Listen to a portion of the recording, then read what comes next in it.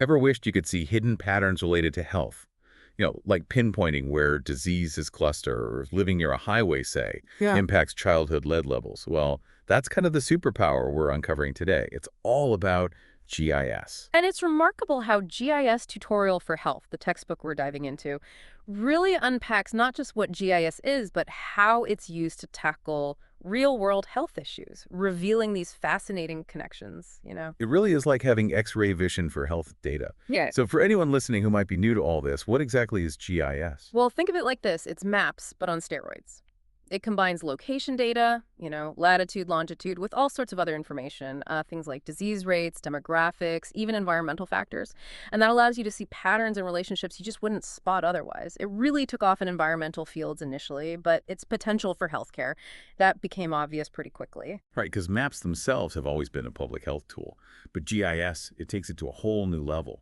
And the textbook really highlights that evolution, how we went from those simple maps to this powerful analytical tool we have now. And one of the things that makes GIS so unique in healthcare is this layering ability. You can take a map of, let's say, a city and overlay data about, oh, I don't know, disease cases, population density, even things like air quality or access to parks, and suddenly Yeah. you start to see these correlations emerge. It's fascinating. It really is like connecting the dots to reveal these hidden patterns. Hmm. And the textbook gives a great example about finding the best spot for a senior center using GIS by layering data on the elderly population density and proximity to healthcare. They were able to make a truly data-driven decision. Exactly. And it goes to show how GIS can directly improve access to care and resources. What I also appreciate about this textbook is that it really emphasizes how user-friendly modern GIS software is. Like it walks us through examples of creating these maps and sharing them so it's not just for the tech wizards out there. All right, anyone can get involved. So before we dive deeper into those real-world applications, let's lay the groundwork a bit. What's the foundation of any GIS analysis? What are we building on, so to speak? It all starts with what we call the digital map infrastructure. Think of it like the building blocks of your analysis. So those familiar digital map layers we see everywhere, streets, boundaries, elevation, all that good stuff. Precisely. And what's really helpful, the textbook points out that a lot of these layers are publicly available. You can get them from sources like the US Census or the National Cancer Institute. That's great news for anyone wanting to explore GIS, knowing there's this wealth of free data just ready to go. Oh, absolutely. And that's just the starting point, really. Once you have that base map, you can start layering on all sorts of health-related data, and that's where things get really interesting. So let's talk about that. What kinds of health issues can we actually tackle with GIS? Give us some examples. Well, visualizing health data is a big one. Think about tracking disease trends. The textbook uses breast cancer mortality rates as an example, how you can create maps to visualize those rates across different areas. So you could actually see where those rates are higher or lower, Yeah. and that could help, target interventions more effectively. Exactly. And that brings us to another crucial application, designing maps for health studies. It's not just about plotting the data points, it's about communication. The textbook emphasizes how important clear map design is, using colors, symbols, labels, everything that helps your findings make a real impact. It reminds me of that famous map of the London cholera outbreak.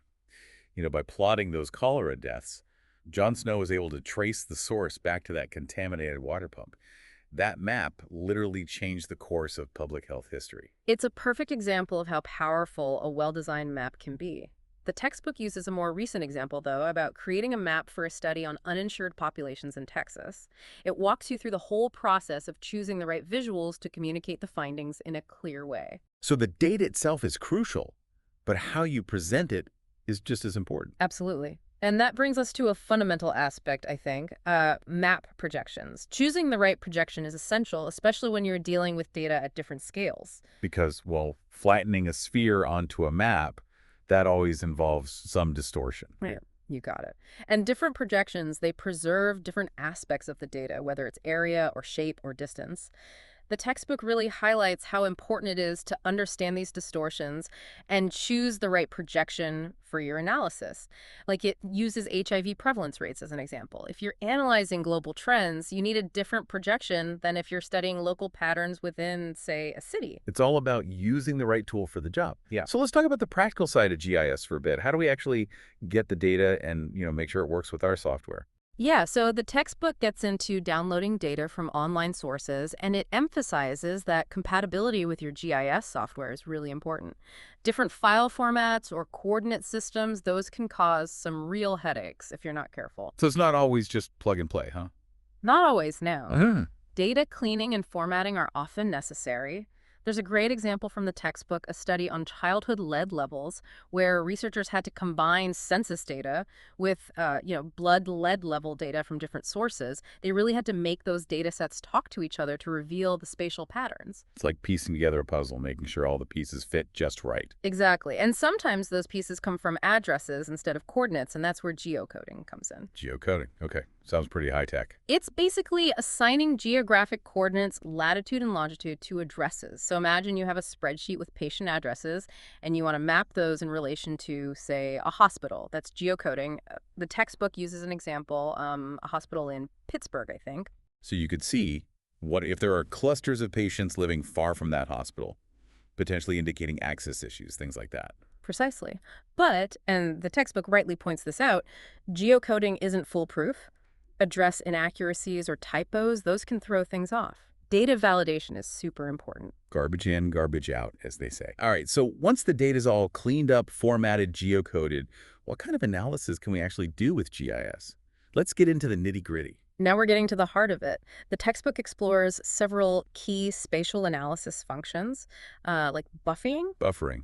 So is that kind of like creating a safety zone around something? Yeah, that's a good analogy. In GIS, buffering creates these zones around features on your map. The textbook gives an example of studying injuries near parks in Pittsburgh. Mm. You could create these buffers around each park and then analyze injury rates within those buffers. Oh, interesting. So you can see if there's a link between like proximity to parks and injury rates, Yeah. and that can inform park design or safety measures. Exactly. Buffering is just one example, though. GIS offers this whole toolbox of functions for analyzing spatial relationships. It's really quite powerful. So speaking of different scales, what happens when you need to analyze data that comes from different levels of detail, like going from, say, individual city blocks to larger regions?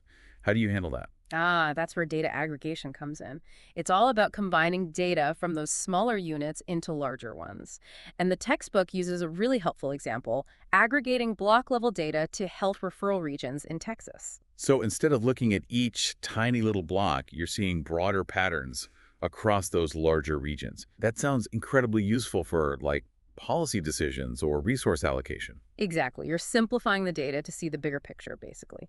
Now, another powerful application of GIS in healthcare is what we call demand estimation. Demand estimation. Okay, so that's about figuring out where specific services or resources are needed most, right? You nailed it. GIS can help determine the optimal placement of, let's say, healthcare resources based on population needs. The textbook uses a fascinating example studying out-of-hospital cardiac arrests. Oh, wow. Those are situations where every second really does count. Absolutely. And by using spatial analysis tools like kernel density, researchers can actually estimate the demand for defibrillators in different areas, just based on where those cardiac arrests have happened in the past. So you could pinpoint the areas with, like, a high incidence of cardiac arrest, Mm. but maybe limited defibrillator access, Yeah. highlighting areas that need intervention. Exactly. It's a great example of how GIS can be used to really optimize resource allocation and potentially, save lives. It's incredible what you can do with this technology. One thing that really struck me as we were prepping for this deep dive was the sheer variety of ways GIS is used in health research. It's really remarkable. Oh, it's incredibly adaptable. And the textbook does a fantastic job of illustrating that through all these different tutorials. Each one tackles a specific health challenge and walks you through how GIS helps you analyze it, understand it. It's really cool. Like a GIS cookbook, almost, Yeah. with recipes for different health issues. I like that analogy. And one of the intriguing tutorials focuses on foodborne disease outbreaks. So imagine there's this sudden spike in cases of, a specific illness. GIS can be absolutely crucial in trying to trace the source of that outbreak, like where's it coming from? Right, because mapping the locations of those cases, Yeah. that could reveal clusters, right? Yeah. Potentially pointing to a common source, like, Yep. oh, maybe it's a contaminated food item or a particular restaurant or something. Exactly. And the tutorial, it goes beyond just mapping, outlining this four-phase approach to analyzing a potential outbreak. So it's very systematic, Yeah. using GIS to guide each step of the investigation. Yeah, very much so. And then another great example is using GIS to study the relationship between wealth and longevity. And this tutorial highlights the importance of choosing the right map projection based on, the geographic scope of what you're looking at. Right, because a projection that works for a global analysis, that might not be suitable for a study that's focused on a specific region. Precisely. So this particular tutorial looks at infant mortality rates and life expectancy across different countries, and it walks you through like downloading this international data, formatting it for your GIS software, and symbolizing it to visualize, the patterns on a global map. So you can see how those factors, like life expectancy, correlate with wealth in different parts of the world. Exactly. And it's really fascinating to see those patterns emerge. Now, another tutorial focuses on childhood levels, and this one dives into the whole process of downloading and preparing spatial and tabular data, which, can be a bit of a challenge when you're dealing with data that comes from different sources, potentially with different formats or coordinate systems. It can get messy. It's like trying to make different languages understand each other, almost. You need a translator. Yeah, that's a good way to put it. And in this tutorial, they show how researchers combine census data with blood lead level data, and they join these data sets based on census tract. So it's not just about having the data points themselves, but about being able to link them together in a meaningful way. Right, and that can lead to some really important findings. In this case, the study showed that living near busy roads significantly increased the likelihood of children having, elevated blood lead levels. Wow, that's a pretty powerful insight. And it can lead to, changes in urban planning or public health interventions. It's a great example of how GIS can help us identify those environmental health risks that we might not even be aware of. Now, earlier we talked about geocoding, which is that process of assigning geographic coordinates to addresses. Right, right. And this tutorial, it goes a bit deeper into the applications of that. So imagine you have a spreadsheet with, let's say, patient addresses for everyone who's visited a particular hospital. Geocoding allows you to map those addresses and see if there are any spatial patterns in their distribution. So you can see if there are like clusters of patients coming from certain neighborhoods, which might indicate, I don't know, areas with limited healthcare access or something like that. You got it. And the tutorial uses a hospital in Pittsburgh as an example, showing how to geocode those patient addresses and map them in relation to the hospital's location. And it also points out some of the challenges you might run into, like address inaccuracies or incomplete data, things like that. Because, well, real world data is rarely perfect, right? Oh, absolutely. Yeah. It's messy. So you often need to do a bit of detective work, to clean up the data and make sure that geocoding process is as accurate as possible. Now, once you've got your data spatially referenced, that's when the real fun begins. We're talking spatial analysis. All right, let's talk about some of the analytical tools that GIS has to offer. What can we do with this stuff? Well, the textbook covers a wide range of functions, but one that's particularly useful is buffering. We touched on this earlier, but it's worth revisiting because it really has so many applications in health research. Yeah, buffering is all about creating those zones around features on your map, right? Hmm. Like if you want to see what was within, I don't know, a mile of a hospital, you could draw a buffer around it. Exactly. And the size of that buffer, you can vary that depending on what you're trying to analyze. The textbook is a really good example. Using parks in Pittsburgh, researchers wanted to see if there was any correlation between proximity to parks and injury rates. Oh, interesting. So you could create buffers around each park at different distances, like maybe a quarter-mile radius, a half-mile radius, and so on, and then compare the injury rates within those buffers to see if there are any patterns. Precisely. And that's exactly what they did. And by analyzing the data, they could potentially find that, people who live closer to parks have lower injury rates. Or maybe there's a certain distance where the risk starts to increase. That kind of information could be really valuable for, park planners, public safety officials. It's amazing how something as simple as drawing a circle on a map can reveal such important information. Now, another analytical technique the textbook covers is data transformation. Right, data transformation. And that's all about manipulating your data to, extract new information or make it suitable for different types of analysis. One common approach is data aggregation. Aggregating. Okay, so that's combining data from smaller units into larger ones, right? Like taking a bunch of small pieces and making them into a bigger piece. Exactly. And it's particularly useful when you need to analyze data from different scales. The textbook uses an example focusing on the elderly population in Pittsburgh. Researchers had data at the census block level, which is a very small geographic unit. So they had lots of tiny pieces of data, but they needed to see the bigger picture, right? See how it all fit together. Exactly. They needed to combine those smaller blocks into larger, more meaningful units. So they aggregated the data to the level of health referral regions, which are these larger geographic areas that are often used for healthcare planning and resource allocation. So instead of looking at each individual block, they were able to see the distribution of the elderly population across these larger regions, which would be much more helpful for, understanding broader trends or making decisions about where to allocate healthcare services. Precisely. The tutorial walks you through the process of aggregating the data step by step. And it highlights, some of the important considerations involved in choosing the right aggregation method, because there are different approaches. Right, because different methods can lead to different results. Mm. It's important to choose a method that aligns with your research question and, the characteristics of your data. Absolutely. And the textbook also covers another powerful data transformation technique using ArcGIS Spatial Analyst for demand estimation. Demand estimation. Okay, so that's about figuring out where there's a need for particular services or resources, right? Like where should we build a new hospital or where should we put defibrillators, things like that. Exactly. And GIS can be such a valuable tool for that type of analysis. The textbook has a fascinating example focusing on out of hospital cardiac arrests. Those situations where, rapid access to a defibrillator can be literally life saving. Yeah, every second counts in those cases. You've got to act fast. Absolutely. And by using spatial analysis tools like kernel density, researchers can estimate the demand for defibrillators in different areas, just based on where those cardiac arrests have happened in the past. Wow, so you could potentially identify areas where there's like a high incidence of cardiac arrest, but maybe limited defibrillator access. And that could inform decisions about, where to place those devices to make sure they're more readily available. Exactly. It's a great example of how GIS can be used to optimize resource allocation and potentially, save lives. It's Right. really powerful stuff.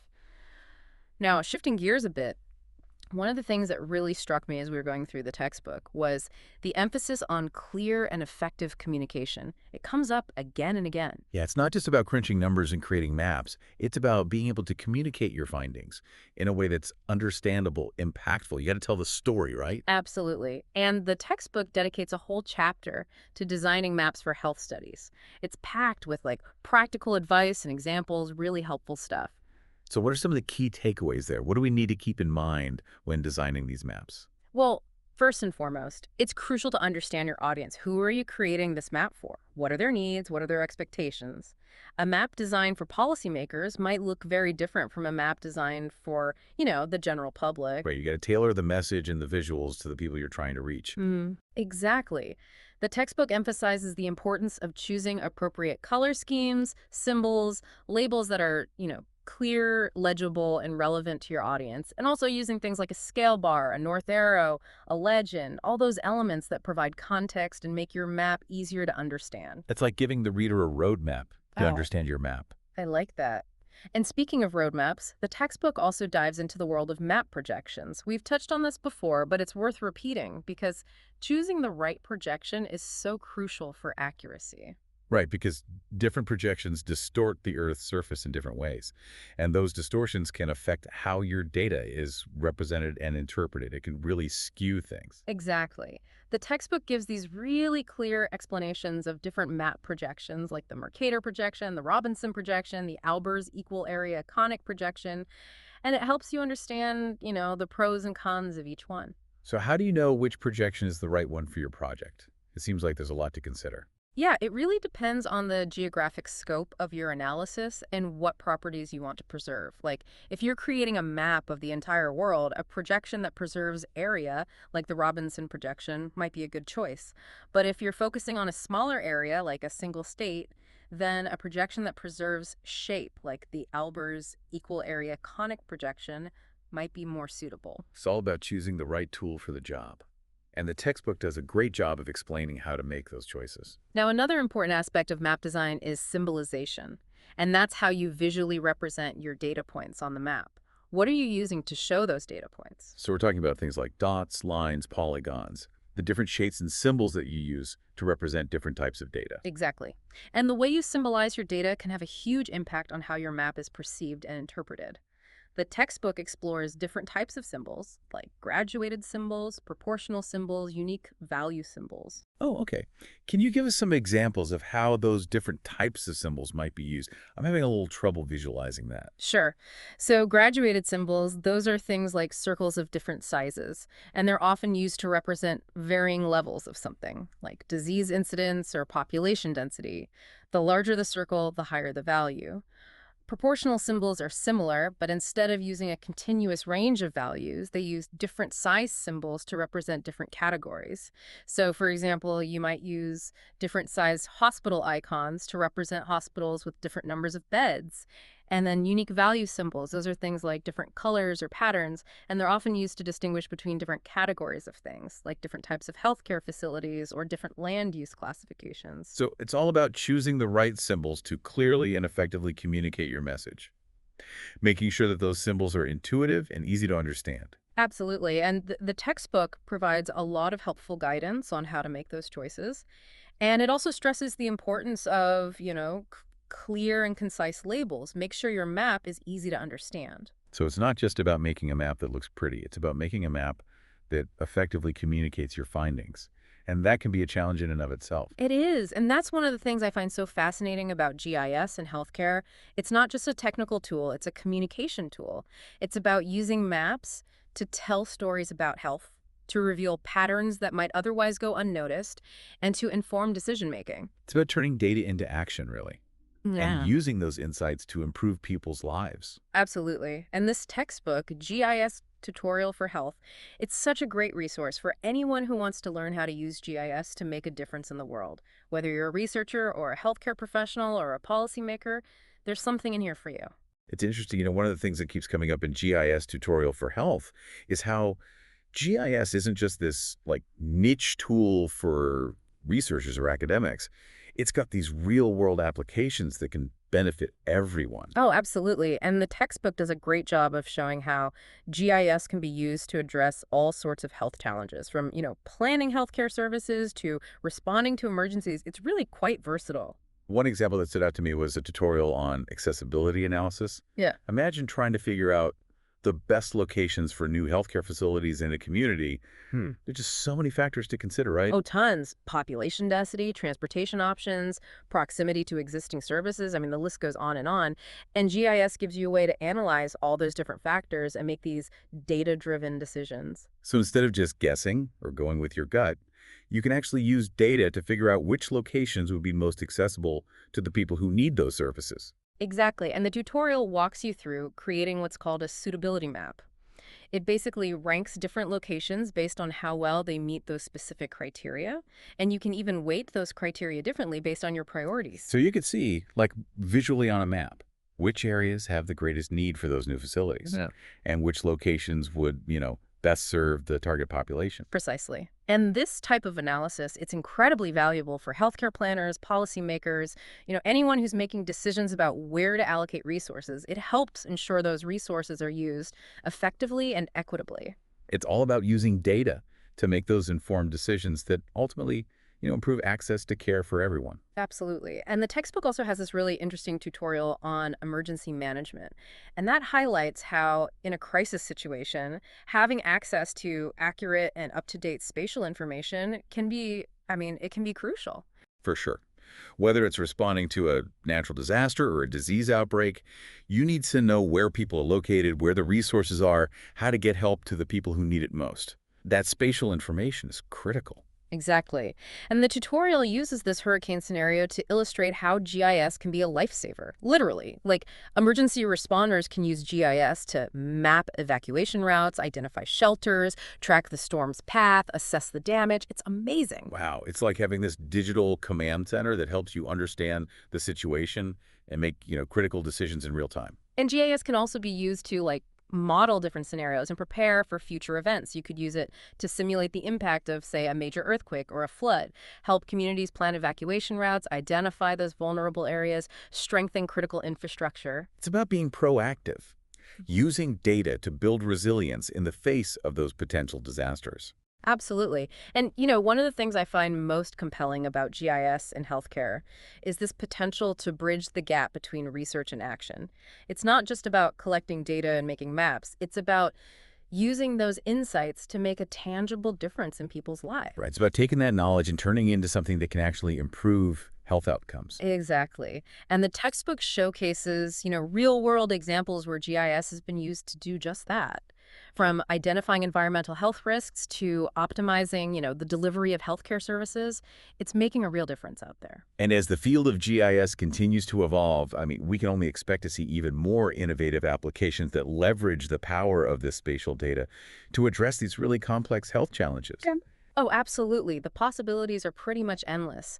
And the textbook, it really encourages readers to, embrace that spirit of innovation and keep exploring, keep pushing the boundaries. There are so many resources available for anyone who wants to learn more and dive deeper into this field. It's a really exciting time to be involved in GIS. So for our listeners who've been with us on this deep dive into GIS tutorial for health, what's the key takeaway here? What do we want them to walk away with? I think the biggest takeaway is that GIS is this incredibly powerful tool that can be used to address a wide range of health challenges, a really wide range. And whether you're a researcher or a healthcare professional, a policymaker, or just someone who's curious about, how GIS can be used to make a positive impact on the world, this textbook is a fantastic place to start. It really is. It's full of practical examples, tutorials, insights that can help anyone, regardless of their background, understand the fundamentals of GIS and how to apply those to real-world problems. Exactly. And as we've seen throughout this deep dive, the possibilities are, they're pretty much limitless. GIS is constantly evolving, so there's always something new to learn, something new to explore. So if you're feeling inspired, we encourage you to pick up a copy of GIS Tutorial for Health and start your own GIS journey. You might be surprised at what you discover and, the impact you can have.